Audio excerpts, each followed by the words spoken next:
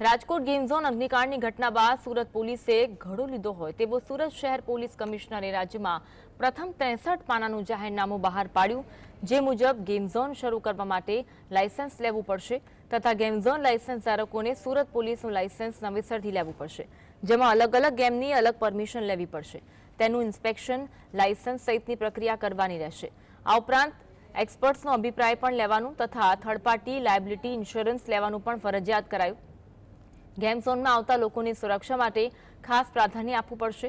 શહેર પોલીસ કમિશનરના જાહેરનામામાં કડક નિયમોનું પાલન ગેમ ઝોનના માલિકોએ કરવાનું રહેશે તથા તેમાં ચૂક થતા ગેમ ઝોનના માલિક વિરુદ્ધ ફોજદારી કરાશે।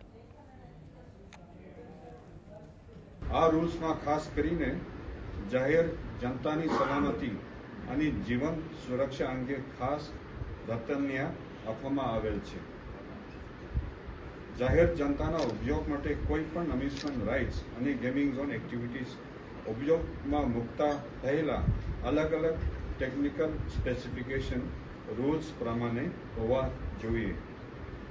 ટેકનિકલ સ્પેસિફિકેશન કડકાઈપણે પાલન થાય છે કે કેમ તે માટે આ રૂલ્સમાં એક ક્વોલિફાઈડ પર્સનના જોગવાઈ કરવામાં આવેલ છે અને આ ક્વોલિફાઈડ પર્સનના ફરજ રહે છે કે તમામ ટેકનિકલ મુદ્દાઓ પર નિયંત્રણ રાખવાનું અને સુપરવિઝન રાખવાનું।